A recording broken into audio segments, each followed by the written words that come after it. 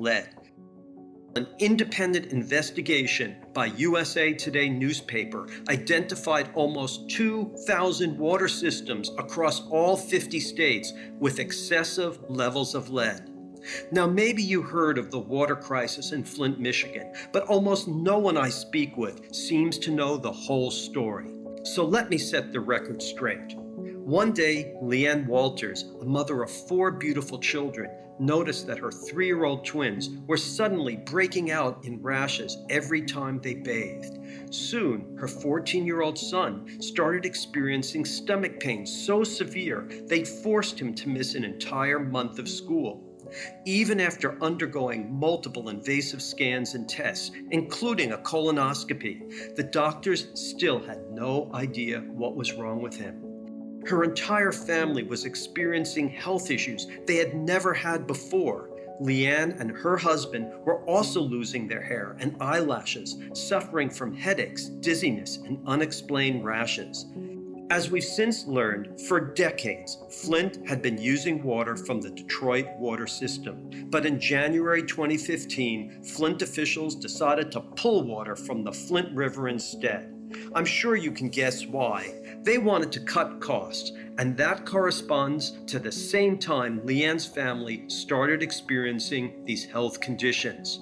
Despite these illnesses, which Leeanne's neighbors also were experiencing, city officials insisted that Flint's tap water was safe to drink.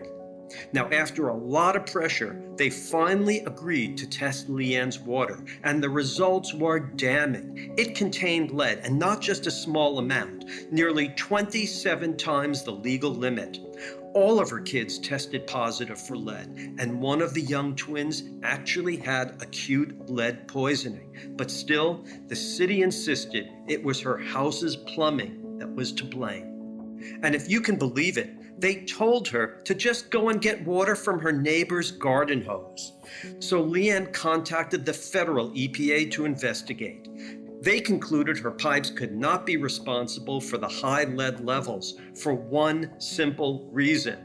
They were made of plastic, which obviously doesn't contain lead. The EPA also discovered that Flint was not applying the proper corrosion controls to the tap water, and as a result, lead from the city's aging pipes was leaching directly into the water system for the entire city.